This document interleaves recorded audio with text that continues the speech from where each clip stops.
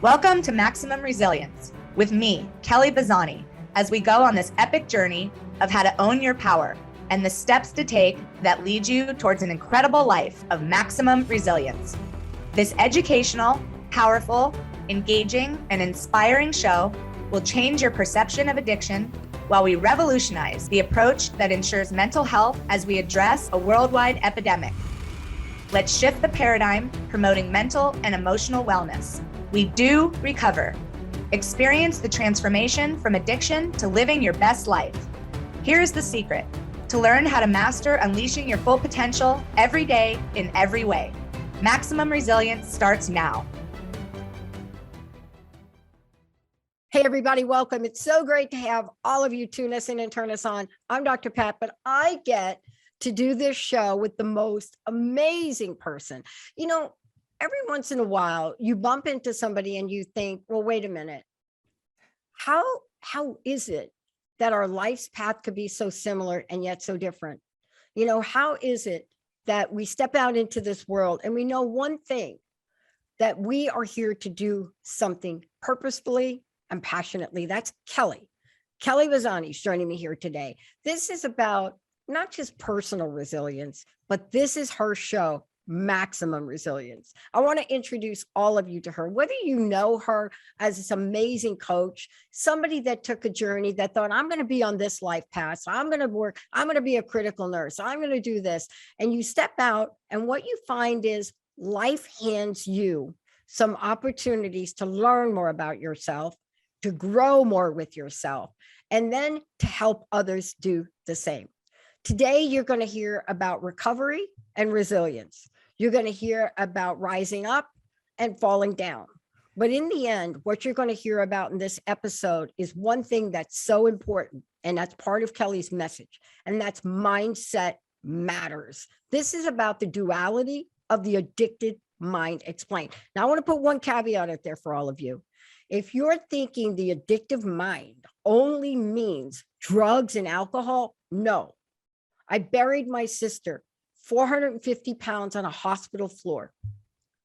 Addictive mind right now hits almost every part of our lives where we are unmanageable.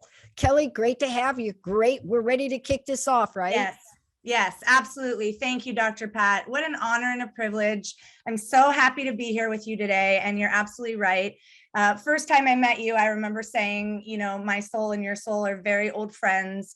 Working with you has just been such an opportunity already. It's exactly what we're talking about, right? Another learning and growing opportunity. And that's why I'm here. It's just a lifelong journey. And I'm so glad you introduced me the way that you did. Because as you said, the resilience part of this is so important. And people looking at me right now, look at me like this, right? I have credentials back here behind me. Hair is on point. Everyone's like, what does she have to talk about that has to do with addiction? And that's what I want to start with, because 8 years ago, which isn't a very long time, I was homeless. I was in jail for my second time. I was unemployable. I had surrendered my nursing license. I was in a rehabilitation center for my third time. My family was gone, as they should have been, with healthy boundaries. And so I'm here to talk about this today because the opioid crisis, the pandemic, it has brought this to the surface for me again. And as I was sitting in jail and I was judging my cellmate in there because she was in there for first-degree murder. And I was like, I'm only in here for DUIs. Why am I? My higher power knocked me to my knees and was like, if you would have hit a child or you would have hit another person, you'd be in here doing the same amount of time as her. So what makes you think you're any better? And at that moment, I said to myself, I'm going to dedicate the rest of my life doing this work. And I have. And there's so much more to say about that. But what I can say about that is I called my sponsor and I said, send me my materials. And I was in that cell for 23 hours a day and out for one. And I started doing this work. And I've continued to do this work. And I kept hitting walls, right? I kept hitting walls. I was doing my marriage family therapist license, and I couldn't continue to do it because I was on probation, and boom and boom.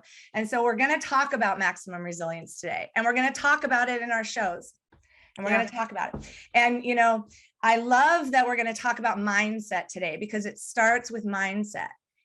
And the first question, you know, I ask myself all the time is like, what does this have to do with recovery? People ask, like, why does my mindset have to do with recovery? What do you say to them? Because I love that question. First of all, if you say mindset to people, they think it's like something different than mine. But, you know, I bet you had a load to say to them. So what do you say to them when people say, what do you mean? What does that got to do with anything? What do you say? Well, the first thing I say to them is, have you ever said to yourself, well, that's just the way that I am?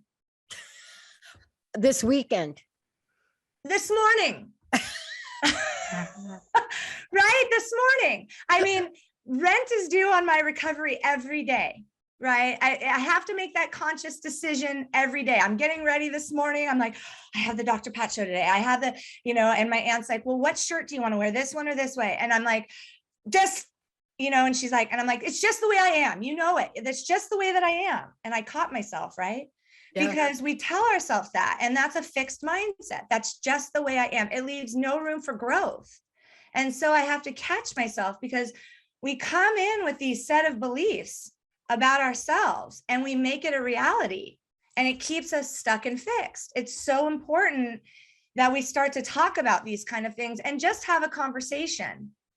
Because if we tell ourselves like, that's just the way I am, well, where do we go from there? Yeah. Well, one of the things that I know you talk about, and let's just give people some information. Yeah. There are now statistics. You know, we've gotten to discover the brain. We've gotten to understand that, you know, the whole idea that we only use 80% of our brain is not true, but there is some truth to that. But we've also understand that we are a machine of thoughts. What do some of the studies say? And I know there's something really important that you talk about. You really have this differentiation. And this is why this is important for people, between a growth mindset and a fixed mindset. Tell us, where are we going with the mind today? What is the latest information we got about our thoughts? Well, Dr. Pat, we're born with a negative feedback loop. That's just, you know, from the beginning of time, animals' instincts, right? And so when we're born with this, the latest statistics on this is addicts have over like 12,000 thoughts a day. And that with an addict mind can go to 70,000 thoughts a day. And those are negative and fixed. And so some of the most common thoughts we have are, I'm a failure. I'm inadequate. I'm too damaged to be loved. I should have known better. Those are really heavy thoughts that we have. And they occur so rapidly, and they occur so that we don't even challenge the logic on those, and we make them a reality. And it's so important to talk about that, because look at the first two words in that, I am, as if your whole self is flawed. And so we go throughout our day thinking that, and think about that. You go into relationships thinking that. You go into a job interview thinking that. You go into all these things thinking that, and you take action on that, and then that's the result. And you think about that just for someone that's going into their everyday life, but for an addict who's struggling, and that's really where I want to point the emphasis there. For an addict who's struggling to get back on their feet, and they're thinking, I'm a failure, or I'm too damaged to be loved, or I have no value. That's another big one. Yeah. Ooh, right. And you're holding that, because there's a difference between, you know, I made a mistake and I am a mistake. That's the difference between a behavior, I made a mistake, and I am one. And so then when you're trying to hold that and you're making that a reality about who you are, let's go back to today where we talk about that, right? Where this morning, I'm like, that's just the way I am, right? Well, you go into your day and you hold on to that, and you bring that into everything that you do for that day. Well, what kind of hope does that give you that you're going to recover? That's hard. That's a hard thing. So I kind of want to talk about that today, because if that's your fixed mindset, instead of going, well, I made a mistake, but what are the other possibilities available to me to go and do something different the next time? Yeah. Yeah. It's something that's so important to talk about. We don't understand that our roots have so much power, our thoughts have so much power in what designation we take in our future. It really is. I think the only way to figure that out is to go through the processes. And especially if you've been through recovery like you and I have, there's an entire process that you go through. And there are multiple processes. And there isn't just one way. There are a number of ways, but there is no way that I know of, maybe you know one, where we don't have to face ourselves, all parts of ourselves. And isn't this where we get to decide what am I holding on to that is so fixed, so static, that it's not going to get me to where we want to go? So let's talk for a minute about what you mean by a growth mindset and a fixed mindset, because those are pivotal to understanding how to go from wherever you are in your addictive behavior, addictive thinking, to being on the path to recovery, right? That's absolutely right. I can say for myself, when I was going through this, the fixed mindset for me was the absolutes. I'll never get better. I'll always feel this way. Nobody likes me. Those absolute black and white thinking, because as addicts and alcoholics, we go to the extremes. When we do it, right? We're all that black and white thinking. And so when we are in those fixed mindsets, it'll never get better. Those unfavorable comparisons. Well, she does it better than me. Look at her success. I'll never be that way. And comparing this out. So that shame that we're holding puts us in that fixed mindset. And so for me, alcohol and drugs was but a symptom of like what was all underneath there. And so what I really want to emphasize is that this isn't like how I am now, isn't how it always was. It's messy. It's messy. Growth and transformation is messy. So to go from that fixed mindset to that growth mindset, you got to get in there and get a little bit messy with yourself and that vulnerability and go, well, I want to find out how they did it. Instead of comparing myself to that person, I want to go ask that person, how did they do that? And then know that I can do that too. Or not nobody likes me, but I am going to look at what are the things that I'm doing that maybe I'm going to look at or ask for that feedback. So instead of looking at feedback as nobody likes me and it's criticism, maybe I'm going to ask some questions and then look and go explore a little bit. So we can talk about these things, but we've got to get messy with ourselves, because growth and transformation, when people are like, I know. No, we don't know, because we've never been there before with ourselves. And so I like to talk about this growth mindset with people, because when we're going through addiction, it's a very lonely process.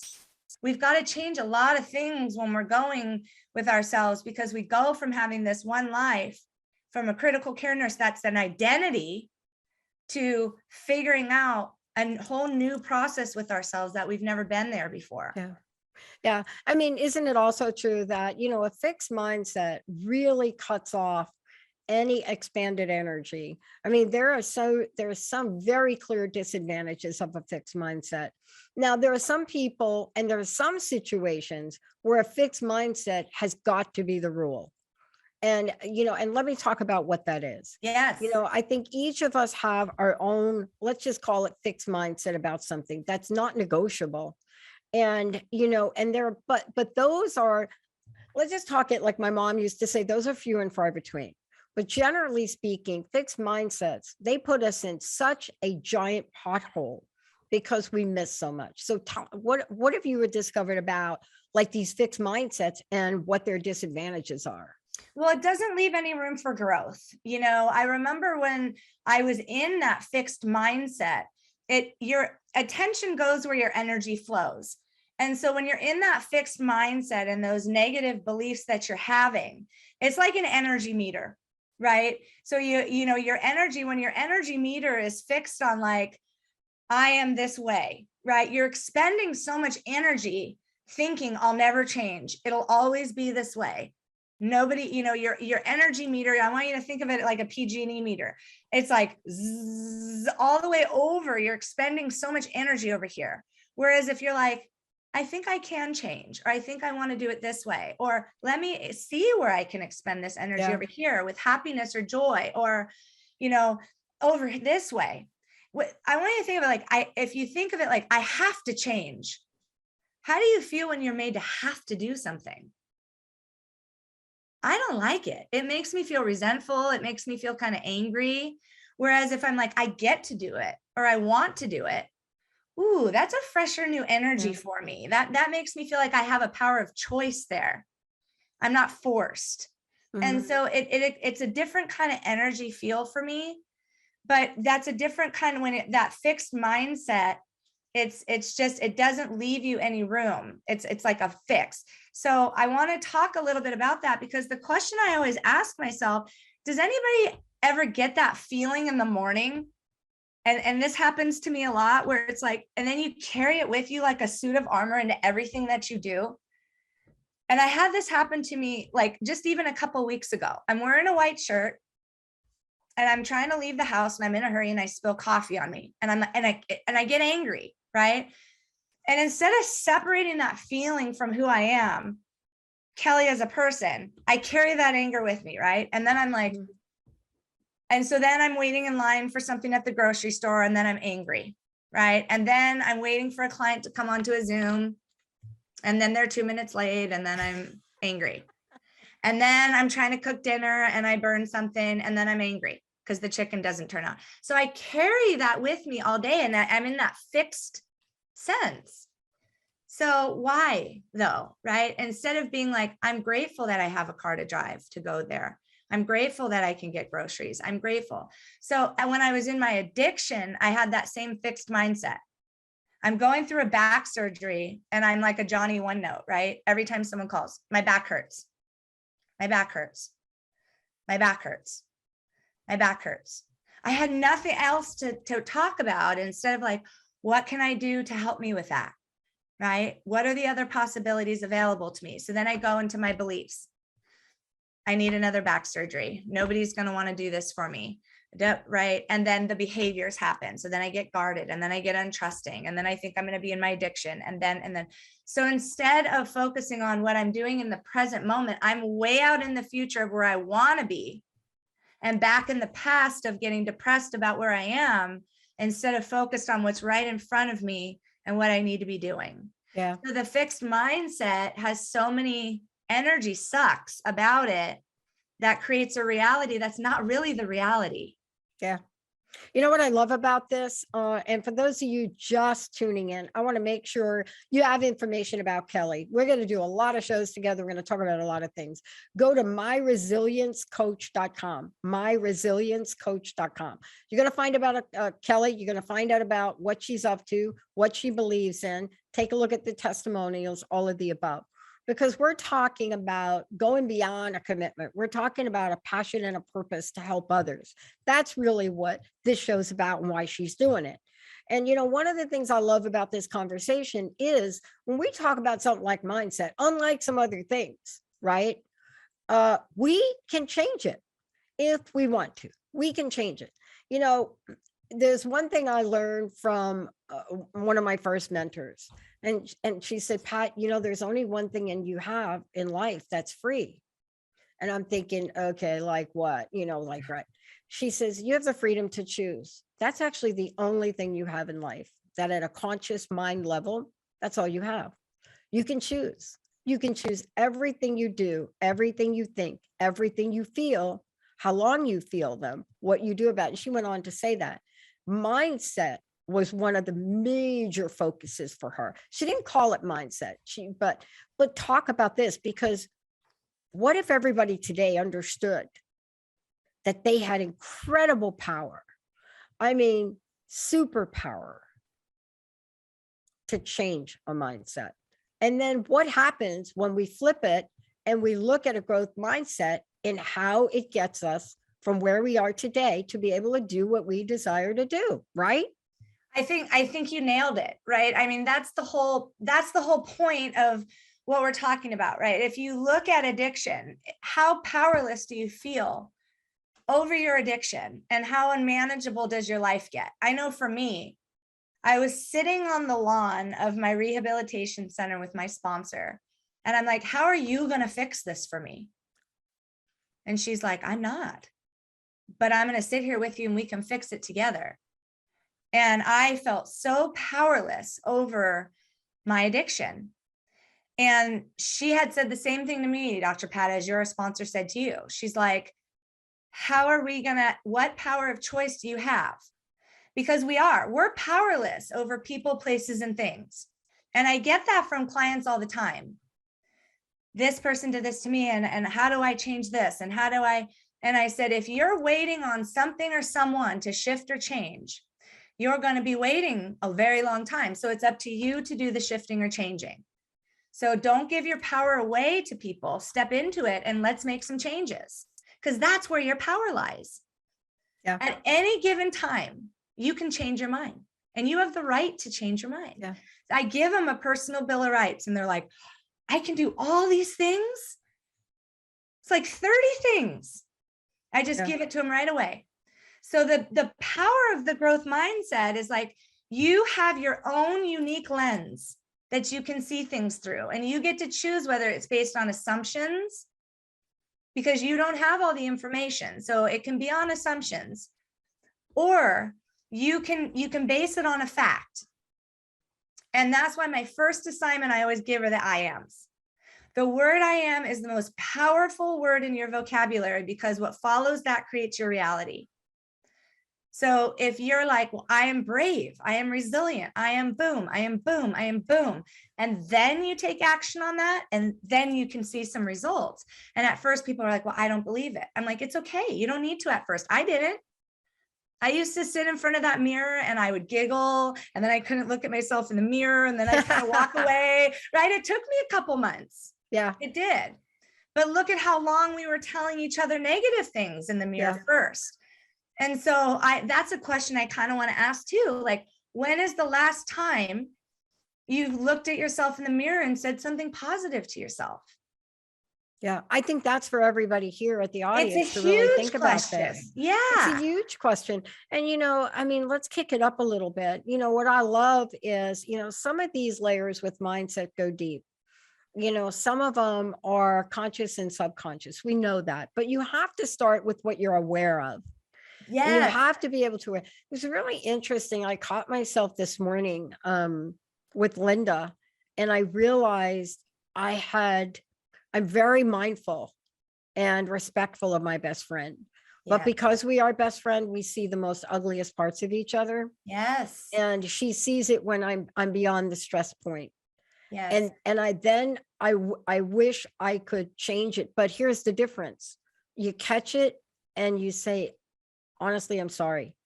And I just said to her, look, there'll always be stress in life. That's not your problem. My problem is, how am I going to show up today? And what I'm noticing is that you have to have a level of awareness, because mindset's not going to change unless you're aware. The other thing that I'd love for you to talk to, sometimes we don't see ourselves well. I mean, you and I are sitting here because other people have seen us in a way to be able to make us more aware, right? Yes. I mean, I'm direct, and it's okay to be direct, but it's not okay to be direct and disrespectful. Yes. And I've had to apologize to more people in this past year because I couldn't catch my tone before it came out, but I did catch it right away or closely thereafter. And, the thing that we're talking about, the mindset and the growth mindset will kick in. Yes. It will say, what did you just say? Or what did you just tell yourself you were not going to do? Yes. Or, I mean, this is a big conversation. It's a huge conversation, and I am so glad you just touched on it. So change takes two things: awareness and action. And I think a big thing on this is the consistency, right? Addicts look at addiction, right? It's the instant gratification, right? We're trying to suppress or numb or cover or whatever. And we're talking about mindset, which is like putting it out there. And I want to talk about what you just talked about. Dr. Pat, let's get raw. Look at me. Look at what I did with you when we first started doing this. This is completely out of my comfort zone. I I couldn't be more uncomfortable in these last couple months prepping for this. And look at how I had to show up with you a couple of weeks ago. I showed up and it was uncomfortable because I've never done this before. I didn't know what the production stuff was, and so I went into my old behaviors. Yeah. And I love how you talked about addiction isn't just alcohol and drugs. It's gambling, it's sex, it's behaviors. It's all these different things that we do.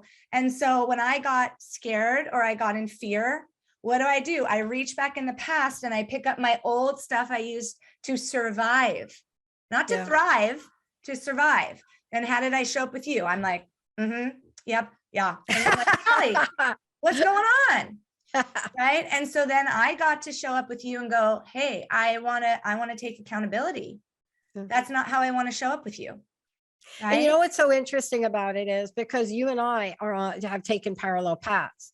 Yes. So it's not like one of us didn't understand what was happening. Absolutely. Because my understanding of it allowed me to be in a different place of acceptance for it, because we have some tools. But I want to say something before we go to break. And when we come back from break, I want to talk about it. I want the public to hear what I'm about to say.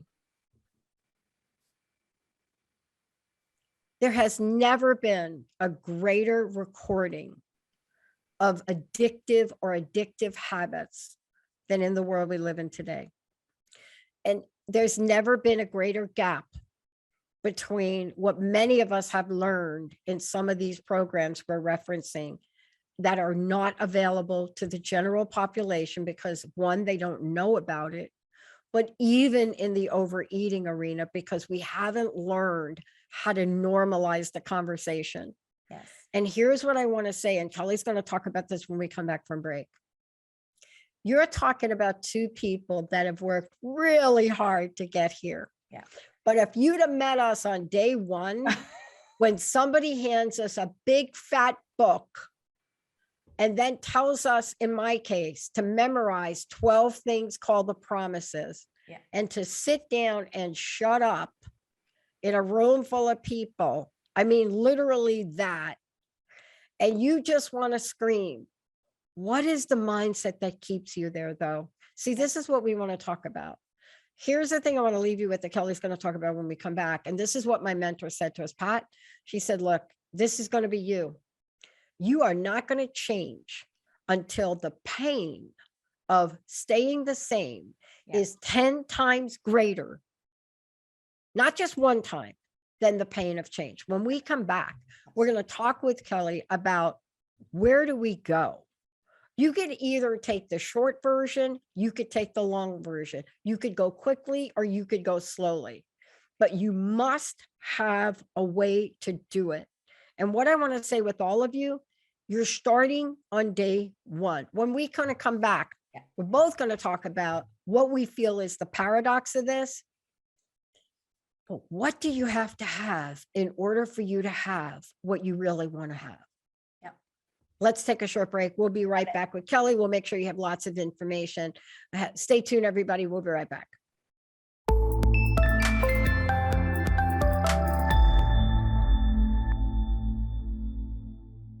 Hey, everybody. Welcome back. This is my fantastic co-host joining me here today. This is her show. Kelly Bazzani is joining me here today. But more importantly, it's about resilience. If you want to find out about her, I'm going to tell you how to do that in a minute. This episode in particular is extremely important because it crosses a lot of lines. It crosses the lines of whether you think you have a drug addiction and alcohol addiction. You are so glued to your television, you can't turn it off. By the way, cell phone addiction is right at the top of the list now. It's like beating everything. And so this is about maximum resilience. Today's episode is about mindset matters, the duality of the addictive mind explained. Hello. See, get it? Addictive mind. You don't have to be like, I'm not addicted to drug, right? No, drugs and alcohol. Just put your cell phone away for 24 hours. See if you don't have a nervous breakdown from that. Kelly, how do we find out about you? Tell us a little bit about what you're up to. Yeah. So Dr. Pat, I'm doing right now, I just updated my website. And so you can find me at www.myresiliencecoach.com. And we're expanding right now, which is super exciting. During the pandemic, mental health just got a rise with all of this addiction, like you just said, cell phone, children struggling with anxieties and depressions and addictions and suicide rates because of addiction. And so we just hired 2 new wonderful employees. My sponsor actually is now working for Resilience, so she'll be spearheading a lot with addiction. Good. And another wonderful employee, Marcy Stouffer, will be working, and she'll be taking on a lot of grief clients and working with addiction as well. And so you can find us there, and then I'll be expanding out so that I can reach a larger audience with speaking engagements, going into residential treatment homes and schools, so I can target the youth and get to them at a younger age here. So again, you can find us at www.myresiliencecoach.com, and so we can start spreading this message at a larger audience. And I just want to thank you again for giving me this opportunity to speak about this, because it's just needs the attention that it's getting. Like you said, you've buried a lot of people from this. I just lost a friend, my oldest friend in AA on Friday, from this addiction, and I'm dedicating this show to her. Carrie, sir, this is for you. And I've lost a fiance to this addiction. So it's just so important that we talk about this and start with mindset like we're doing today. Yeah. And I want to flip this up and get back to the question. In order to have what I desire, what do you have to shift in order to have, right? But the action, right. Let me flip this up for a minute. I am working with a young woman that I've sponsored before, and I've watched her, go in and out, and she got a great treatment this time around. And what I'm realizing is that everybody in the public seems to think that when people go to treatment, they get out and they get tools. No, the only people that get that is if you can afford 50 grand a month and go up somewhere to Malibu. So I'm talking about how the rest of us step up and say, I'll rewrite your resume for you. I will update your resume for you. I will help. See, this is a simple thing that most people take for granted, right? That's absolutely right. But when somebody has the desire, they have their resume on a flash drive. Hello. That's absolutely right. Right? That's absolutely right. You know what I'm saying? That's absolutely right. When you got the desire, you're ready to go. You're ready. But you don't have the tools. So tell us about what we do next. How do we access our full potential? And how do we look at what's holding us back and get the results? It starts with beliefs. So if you're looking at the success cycle, and you're absolutely right? I went through 3 rehabilitation centers.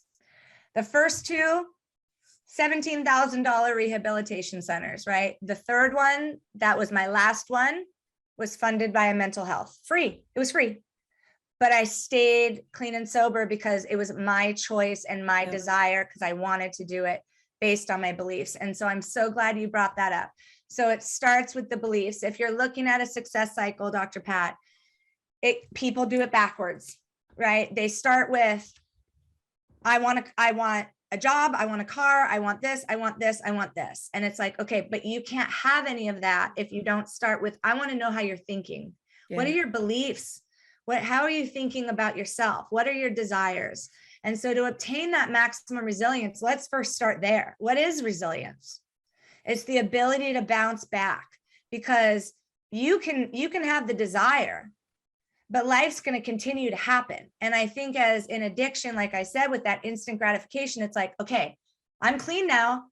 Now I want my life. So, you hear people say, I'll be happy when.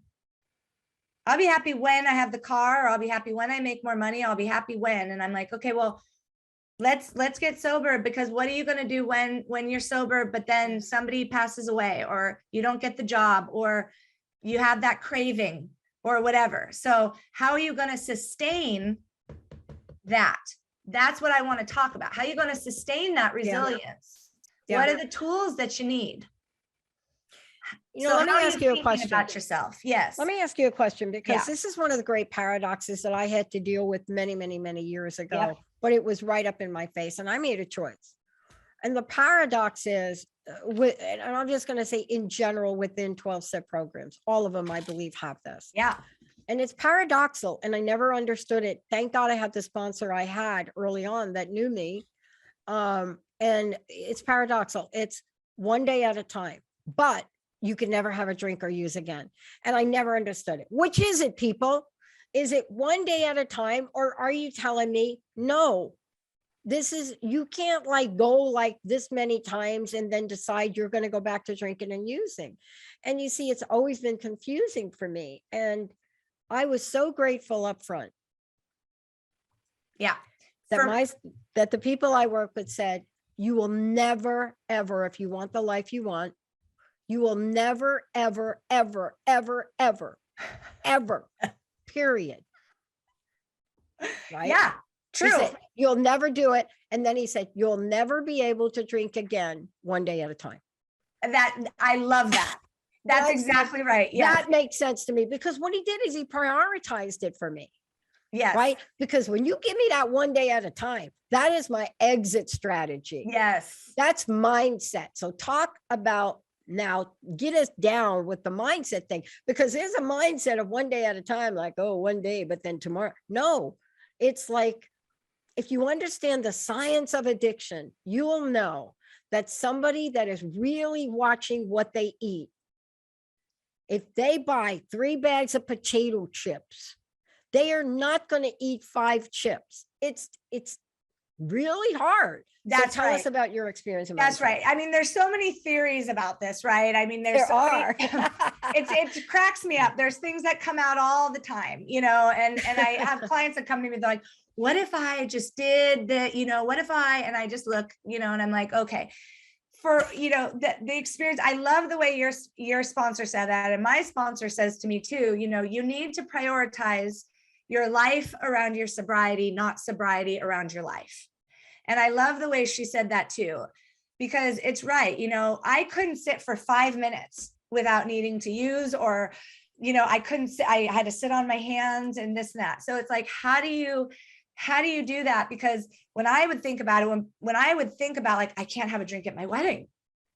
How do I go to my families? We're Italian family. I mean, there's wine flowing, you know. And so I had to really, you know, as my sponsor said, play the tape all the way through when I would make plans to do something. So I love that. It was a one day at a time, waking up and making that conscious choice, being mindful, and always having a plan.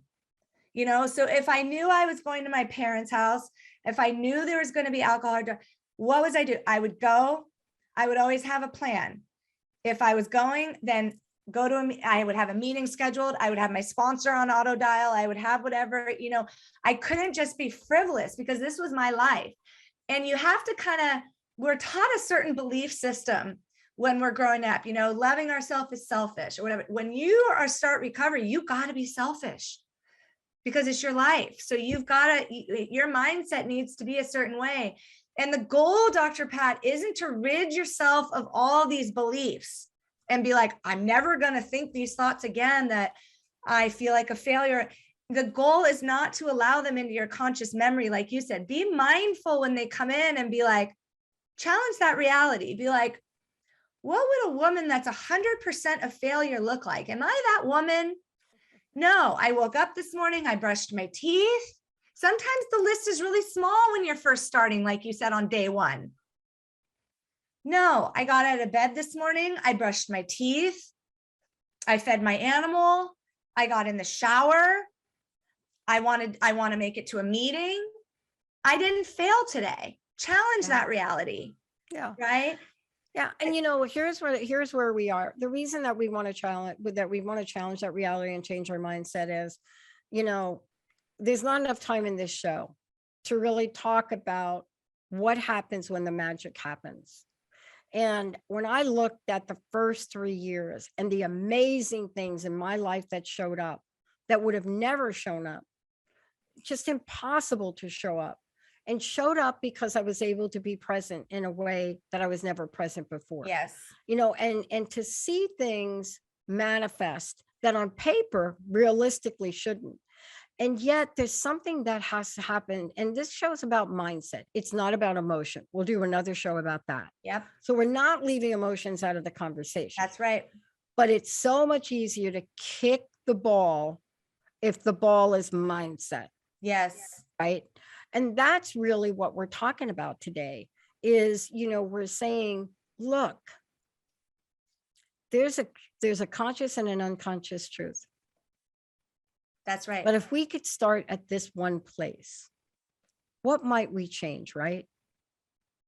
Yes.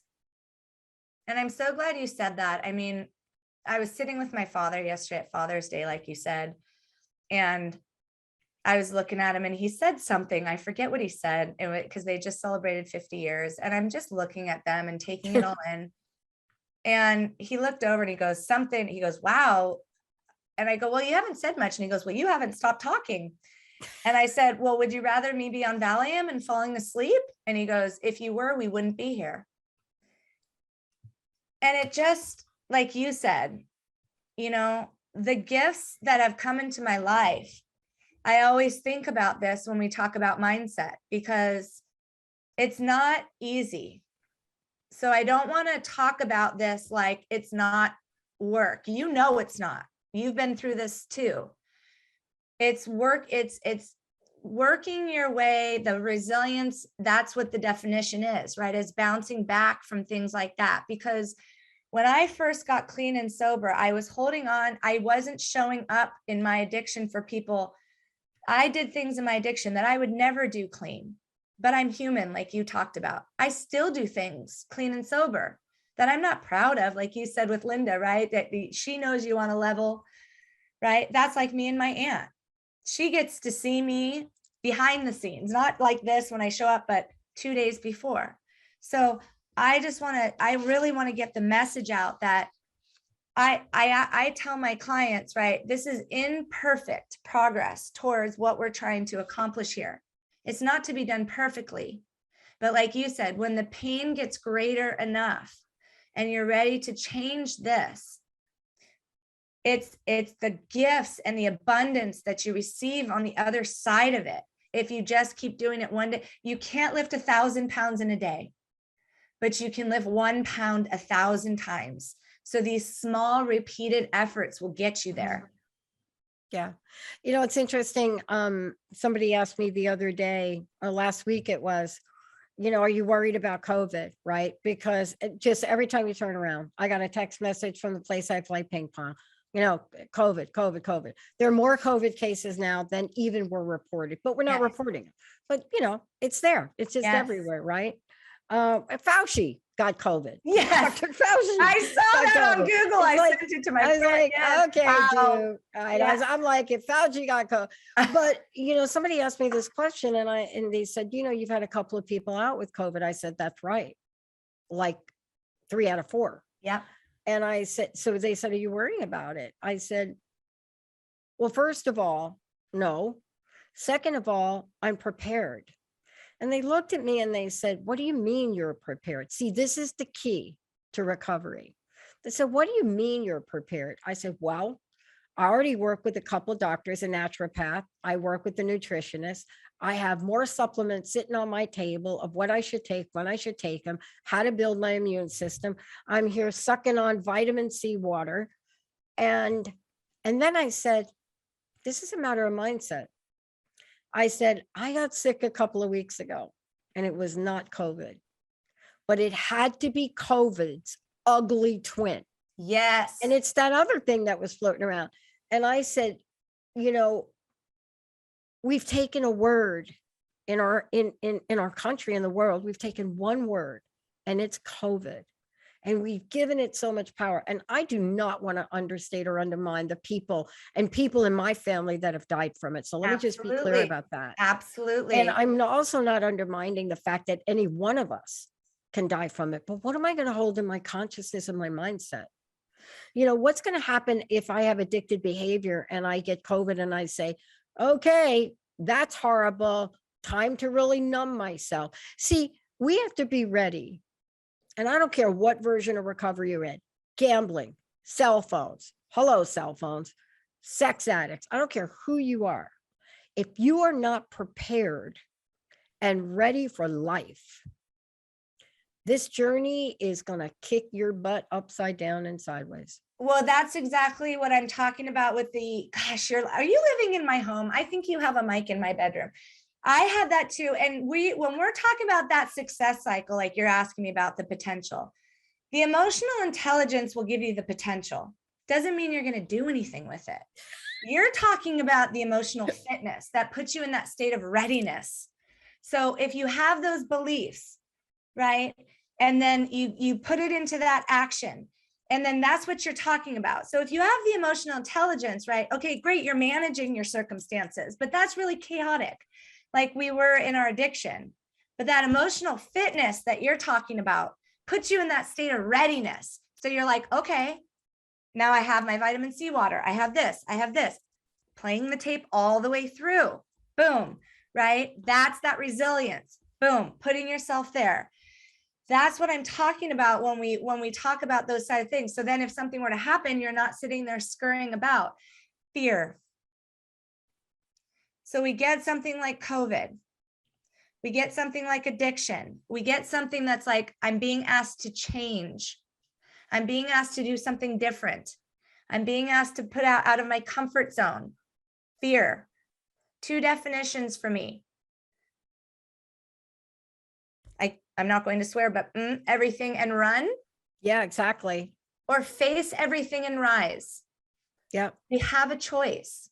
Yeah, we do. So we can give our power away, or we can step into it and go, what's on the other side of this? But when addiction becomes our identity and we wear it like this, what happens when we take it off? Who are we? Yeah. I mean, isn't this the cornerstone of maximum resilience? I mean, this is what you do. See, these are cornerstones. You can, my friend Jean Houston calls them tipping points. You can call them whatever they want. But the bottom line is resilience not enough. You need to develop maximum resilience in today's world. Yes. You know, about, I'd say 10 years ago, I found a woman. Her name is Melanie Tanya Evans. She is now known as a narcissist abuse expert. She had no degree. Wow. She came out there, and I was doing some research for a friend of mine, and she came, and I ended up using her stuff on my friend, you know, to really say, oh, my friends really like that. And one of the things she comes out and said, it was really hard until I put it into the recovery blueprint. Yes. She said no contact. And then she explains why. You see, addiction is narcissistic in nature. Yes. It has all of the characteristics and the seduction of a person that has narcissistic personality disorder. Yes. Addiction, somebody said to me, I thought it was seductive. No, it's narcissistic. Addiction has one thing in mind: to use you, to suck you up. Gaslight you, right? It's not realistic. It gives you an altered sense of reality. It's not empathetic. I mean, it's just, it has all of the characteristics of it. And you're absolutely, God, that is a great depiction of what addiction is. Because when I was in my last rehab, they had you write a goodbye letter to your drug of choice. And I was like, you were my best friend. And I'm like, no, you weren't. No, you weren't, right? What a false sense of reality that was. Oh my God. You know? But let's talk about this though, from your perspective, because, you know, this is the body of work you do every day. This is what you said earlier about expanding your website, not because you have nothing better to do, because you see the need to get help for people. What do you see as we look ahead? What do you see as you look out in the world and the people you're working with? What is their greatest challenge right now? I mean, you know, one of the things I've looked at, and I work with a lot of people, and I got a call from a woman that I sponsored in NA, and she reminded me of something that goes so far back. She said, Patty, do you remember the time I told you my user was showing up on my door like every day? And I could never understand this, right? Like, I know what I would do if I had if I had my supplier show up on my door. This was her supplier, right? Show up on my door every day. I know what I would do. And I could never understand why this guy kept coming to her front door every day. And I said, well, what do you do when he comes? You know, I just tell him to go away, and it takes me 10. I said, the next time I want you to have your phone, and I want you to dial the police. And if you have to don't open your door, but if you have to do it, hold up your phone and start talking to police and say, hey, Joe, blah, blah, blah, is standing out here in front of my door and he's trying to sell me drugs. And she said, do you remember telling me that? And I'm like, oh my God, did I tell her that? Because that was, I don't know what part of me would tell her to do that. Right. Because now I know the danger in it. Yes. But I was new. Yep. And she said, do you remember that? Telling me to do that? I said, yeah. He said, do you know what? She said, do you know what happened with that? I said, no. She said, I got blacklisted by every dealer in a 25-mile radius. And then I said, oh, that's good. That's perfect. We'll take That's a good thing. Yes. She said, yeah, you gave me such an interesting reputation that none of them called me. Yep. Immediately, every single one of them. Look, we have to make this stuff up as we go to help people. We do. What are the challenges you're facing? Tell me what you're seeing out there. And what did you have to change and adjust to help people better? Well, my services, started, my youngest client is 8 years old. My oldest client is 71. And that's the need. What I noticed during the pandemic is mental health didn't get any attention. And I was mortified with that. I kept waiting and I kept saying, mental health is going to be our next pandemic. And it is. And I just noticed it, and it's linked with addiction. And I kept waiting to see that. And so on my website, my mission and purpose, is to end the stigma around addiction and mental health, and to promote emotional wellness. And my mission, is to heal myself, because if I'm not healing myself on a daily basis, how am I going to then help other people to heal myself and my clients in a way that's aligned with mindful service, embodied with that? So what I'm seeing is more adolescents, teenagers, and things coming, like you said, with parents with the cell phones, internet addiction, things like that, this school shootings and trauma from that, with teachers. And the teachers, I have a lot of teachers now. I have a lot of critical care nurses that are having PTSD and trauma from COVID. Oh, yeah. And so they're getting more into addiction and self-medicating. A lot of couples with addiction issues, and just needing more help in schools to help educate and support teachers, just all of it, Dr. Pat, all of it. It's just so what I want to do is just be able to go in and take people back in my story, and how I got into acceptance was a big one. And not denial of what, and taking accountability for every choice I made that led me to where I was, and then how I sustain it with healthy boundaries and this and that. Listen, I was the black sheep in my family when I was in my addiction. And now I'm the black sheep sometimes in my family, in my sobriety, for setting healthy boundaries and doing the things that I'm doing, right? Oh my God. We should do a whole show on that, because I'm getting to. ready to have a conversation with somebody, because I've noticed a consistent edge, and it is so uncharacteristic. And why do we notice it? Because we notice it in ourselves first. You see, you can't see something in somebody else. Look, if you see something in somebody else, you're looking in the mirror. Point one finger, there's two pointing back, right? Absolutely. And my so God. there's just so much to be educating. And so I'm doing a lot of coaching around, self-care and loving yourself is not selfish, and how to take the first steps, because it's much easier to point the blame outward than be like, let's take a look at, how do you contribute to the problem by either your reaction or your inaction when the problem is occurring. And, I said, you can get mad, you can do whatever. I don't personalize, but like, let's take a look at that, because that's where your power lies with that, so that you can, factually respond to your life instead of emotionally react with whatever we're dealing with. And so and look, that's what we're doing. I got to tell you, this is one of many shows we're going to do together. We're just getting warmed up here, right? I love it. So excited. And you have a whole series we're going to be creating, because there's one thing that Kelly and I know. We know that given our history, we have to help others. We have to. This is not something we can brush away. It's on our minds. It's in our community. Kelly, thank you so much. Last question. What is your personal message? What would you like to leave everybody with today? We do recover. We do.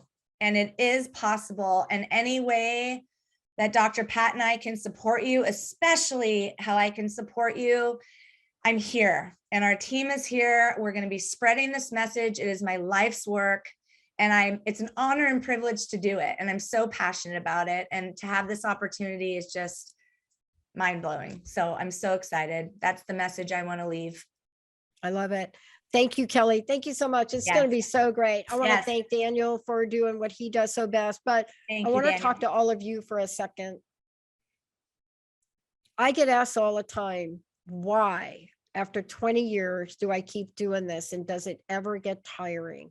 And the answer is Kelly. Kelly Bazzani is why. And the people like Kelly, because we have made a commitment and dedication to help all of you. Please let us know if you want us to take on a particular recovery topic and send it to us. And Daniel has this right up on the screen. We'll let you know. We'll get it covered. We're here for you. Kelly, thank you. Daniel, thank you. We'll see you next time. Thank you. Thank you for listening to Maximum Resilience with me, Kelly Bazzani, your ally for addiction. Tune in the first Monday of each month at 11 a.m. Pacific, 2 p.m. Eastern on transformationtalkradio.com. Engage in this epic journey of how to own your power and the steps to take that lead you towards an incredible life of maximum resilience. We do recover. Experience the transformation from addiction to living your best life. For more information about maximum resilience and me, Kelly Bazzani, visit myresiliencecoach.com. That's myresiliencecoach.com.